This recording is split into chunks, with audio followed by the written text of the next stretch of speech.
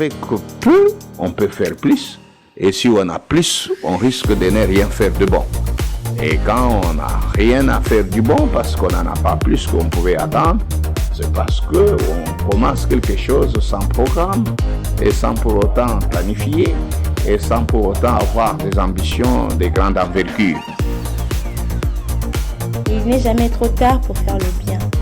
Si on peut parler, on peut aussi chanter. Si on peut marcher, on peut aussi danser. Quand le tam-tam de la mort résonne, il n'y a que les vivants qui l'entendent. Motivation plus est là pour te tirer du bourbier du désespoir et te redonner la joie de vivre, car la joie est le secret d'un long voyage.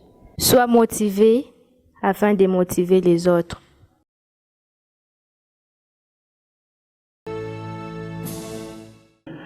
Bonjour, vous suivez l'émission Motivation Plus, votre émission d'éveil des consciences qui retrace les portraits de certains va là-bas qui aujourd'hui sont les viens ici, qui, par sa philosophie, encourage, instruit, conseille, prouve avec anecdotes, interviews, conférences, débats logiques. Motivation Plus vous saisit par la main et vous aide à nager à contre-courant. La vie est dure.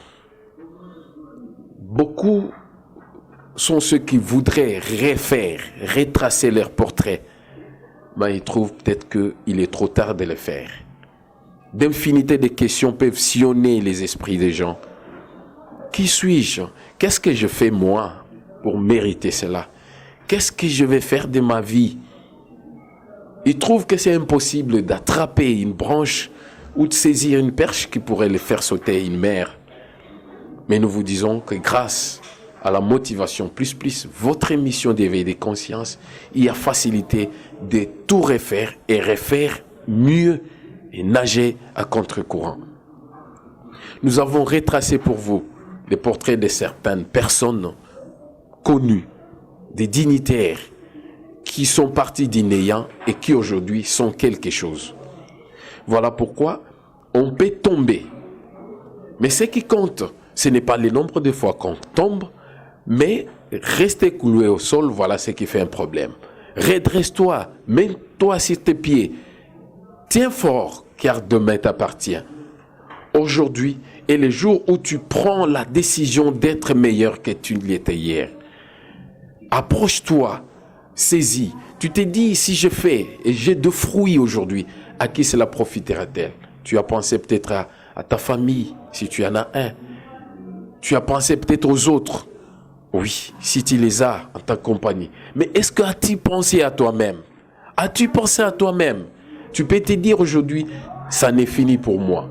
Mais sache que gardez la joie avec un peu d'optimisme, un peu d'estime de soi, un peu de potentialité. Et cela vous poussera à réaliser tes projets et tes rêves. Tu es vraiment ambitieux, je le pense. Tu es ambitieux comme tu l'as. Sors de ta zone de confort. Réveille-toi avec la question majeure. Qu'est-ce que je peux faire? Qu'est-ce que je peux continuer de faire que je n'avais pas fait hier? Sois là sur tes pieds et continue. Vois les choses grands. Vois grand les choses et soyez ambitieux. Encourage les autres par tes motivations. Il y a de ceux-là qui n'avaient pas été motivés hier et qui aujourd'hui le sont. Qu'est-ce qu'ils ont fait? Quel est leur secret? Et cela te poussera à agir et à aller de l'avant. Prenez la vision des gagnants. Vous pensez que ces gagnants-là l'ont été toujours? Non, c'est par multiples exercices. Ils sont tombés et ils se sont remis encore et encore. Mais les perdants, en fait, ils ont honte de réessayer encore et encore. Notez qu'il y a de ceux-là qui sont sortis du néant et qui aujourd'hui sont quelque chose. Et je vous dis, au nom des motivations plus votre émission, qu'avec rien, on peut tout. Ne crois pas que c'est le fait de ne pas avoir des efforts, les résultats des efforts aujourd'hui qu'on est inutile ou qu'on n'est pas quelque chose. Sois rassuré qu'avec motivation, votre émission, vous serez motivé et vous serez toujours motivé. Pour vous, messieurs, dames, aujourd'hui, nous avons recueilli une interview, comme nous l'avons dit tantôt, d'un grand qui est parti du rien et qu'aujourd'hui il est quelque chose. Il s'agit de Messieurs Dibouadiadi Toumba, de son vrai nom, David Mbikaï. C'est un motivateur, vraiment un motivateur. Outre cela, c'est un travailleur. Il est d'ailleurs le président de l'association communautaire du Bouadiadi Toumba. Donc il a commencé, il s'est jeté dans le profil de l'éducation. Et pour preuve aujourd'hui, il a plus de 37 ans d'expérience avec résultats escomptés, résultats positifs. Il a jonché, il a coloré toute la ville de Kinshasa de ses écoles et partout ailleurs dans des provinces. Qu'est-ce qui vous a motivé à vous lancer dans le domaine de l'éducation? Oui, c'est vrai que au départ du titre motivation, je suis totalement flatté de ça parce que rien ne peut se faire sans ambition au départ et sans être aussi fixé sur les objectifs qu'on doit poursuivre. Et l'éducation, vous savez que c'est tout un moteur qui doit véhiculer le sens même du développement d'un pays. Et ce qui m'a motivé, c'était d'abord l'environnement, les temps et le parcours. Par rapport à cette époque, en 1982, lorsque le maréchal Mobutu faisait son règne dans notre pays, l'enseignement national était par terre. Et à cette époque, moi j'étais déjà parent et je voyais combien les choses se passaient. En même temps, j'étais aussi enseignant et nous travaillions dans des conditions vraiment non louables possibles. Et il y avait souvent, aujourd'hui on parle de saute-mouton, et à cette époque-là, on sautait les mois sans que les enseignants soient payés. Et je m'étais trouvé dans une même situation et je pensais qu'il faut relever le défi. Et relever des défis, c'est-à-dire penser à la création d'un établissement scolaire. Et souvenez-vous, à cette époque, on n'avait pas de moyens. Et je suis parti de rien. Et avec mon petit salaire de rappel de l'enseignement, et je me suis dit que non, avec ça, je dois faire quelque chose. Et je dois participer au relèvement de l'enseignement national. Et je suis arrivé à créer le complexe scolaire Le Petit Aigle dans son temps. Aujourd'hui, le complexe scolaire du Bouadiadi Toumba.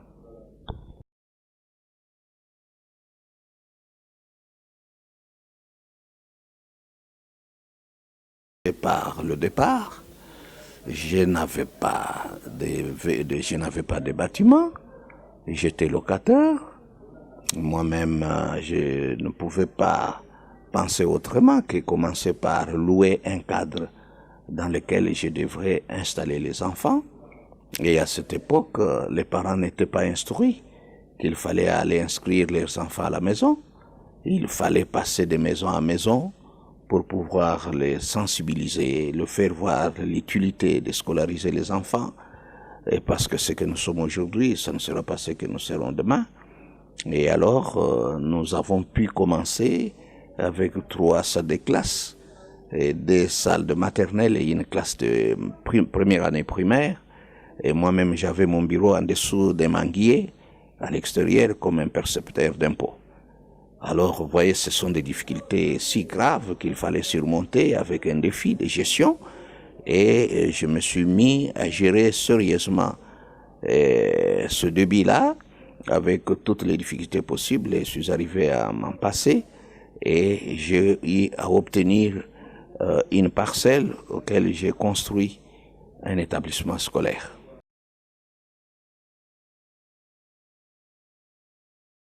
Le défi est si grand.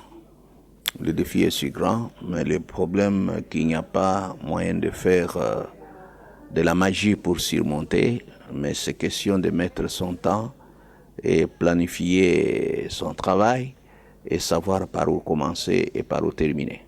C'est vrai qu'aujourd'hui, dans 4 jours, il y a les parents qui s'attendaient que la rentrée serait peut-être à 2 semaines auparavant. Et il y en a qui croient qu'on a le temps, on attend à être payé, on peut faire ceci, cela. Mais je sais que la meilleure des choses à faire, c'est la planification. Si on sait bien proclamer son travail, son problème, et je sais qu'il y a toujours moyen de surmonter. Mais toutefois, vaut mieux tard que jamais. Il faut toujours s'attendre à tout. La rentrée est prévue pour le 2 septembre.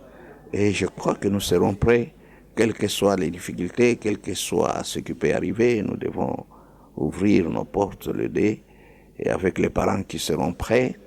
Et nous, de notre côté, nous nous sommes déjà préparés en conséquence à ce qui concerne le matériel didactique, à ce qui concerne les documents pédagogiques et à ce qui concerne l'accueil des élèves et de notre personnel. Je crois que nous allons nous en prendre. Combien d'années d'expérience avez-vous et quel est le secret de votre réussite?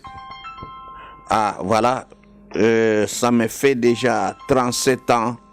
Depuis 1982 jusqu'en 2019, j'ai déjà totalisé 37 ans de formation des cadres de ce pays et je suis positif, je ne vois jamais l'échec et je suis ambitieux. Je ne pense qu'à ce qui est grand et j'essaie de voir qu'aujourd'hui je fais ça et demain qu'est-ce que je peux faire. Et le lendemain, qu'est-ce que ça fera? Donc, le plus grand secret, c'est Dieu. Parce que je travaille avec Dieu et je compte sur lui. Et il est le maître de tout et il détient la solution à tous les problèmes. Et les élèves doivent être ambitieux. Ils doivent étudier avec un programme d'avenir. Les parents doivent s'assurer qu'ils ont des remplacements valables, qu'ils peuvent éterniser leur nom sur la terre et chacun doit viser toujours ce qui est grand et nous n'admettons pas ceux qui font les surplaces. Alors il faut évoluer avec le temps et avec l'environnement. C'est depuis 2001 que je suis juriste de formation, mais j'ai embrassé ce monde et j'y suis resté depuis 2001, c'est-à-dire que j'ai au moins plus de 15 ans ici au complexe scolaire du Bois de Litouma. Lorsqu'on veut aller loin, lorsqu'on veut aider son pays, lorsqu'on veut participer au développement de son pays, et on doit tout faire pour aller de l'avant et participer au développement de notre pays. Donc il n'y a aucun problème comme par rapport au conseil que je peux donner aux autres.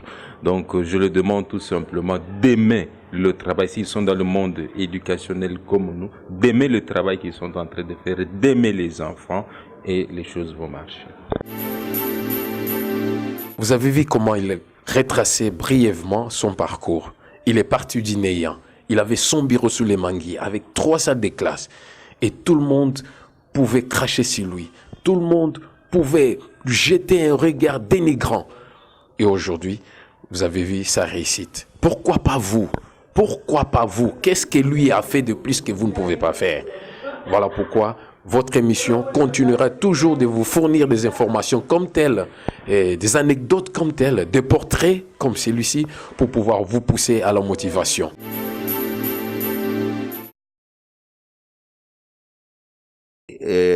Je viens de recevoir les amis de Motivation Plus Plus.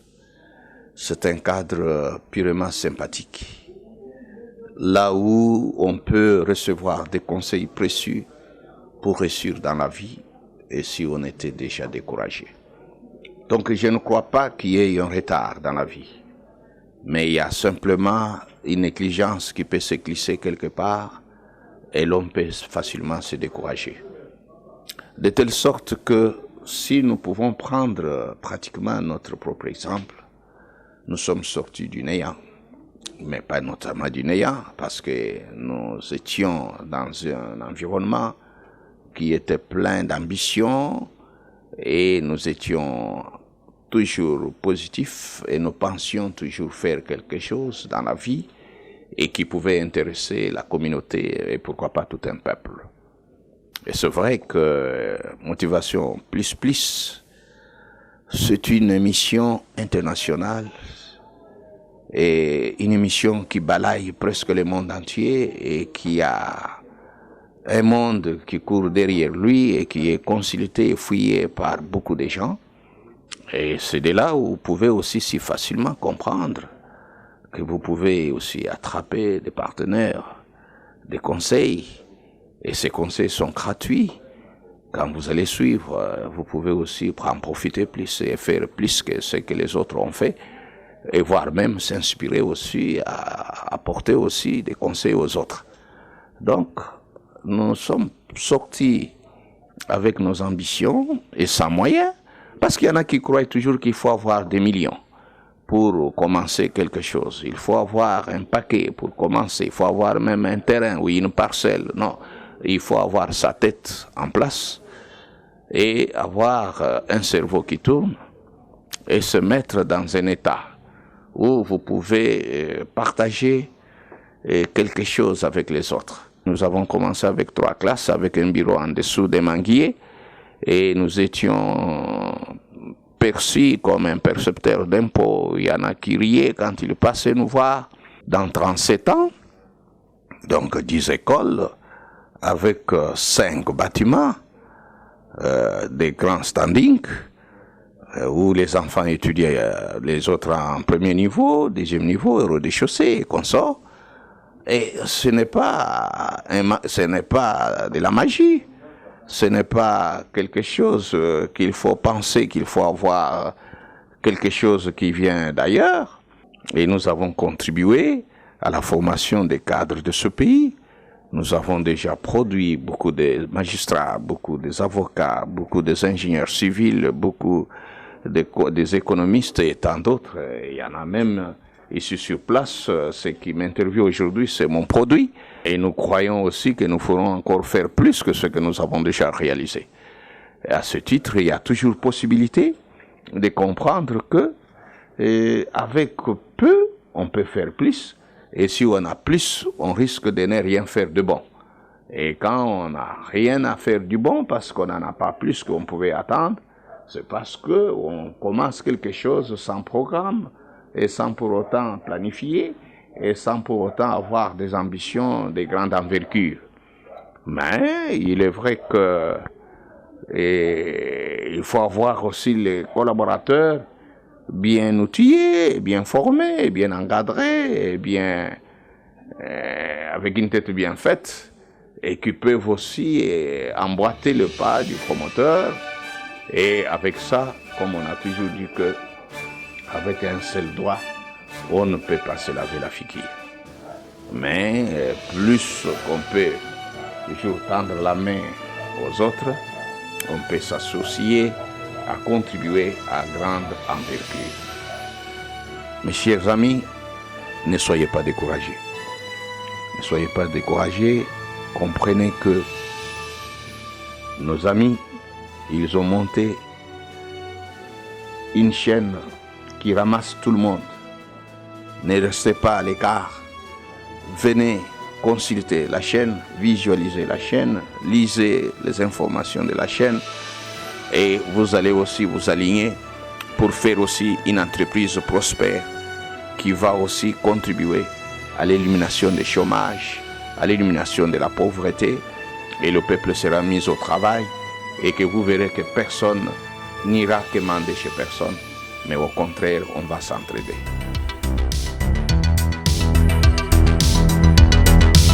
Tu peux changer, tu peux t'adapter. Tu peux te relever et faire en sorte de ne plus jamais souffrir. Plus jamais. Quand le tam-tam de la mort résonne, il n'y a que les vivants qui l'entendent. Motivation plus plus est là pour te tirer du bourbier du désespoir et te redonner la joie de vivre. Car la joie est le secret d'un long voyage. Sois motivé afin de motiver les autres.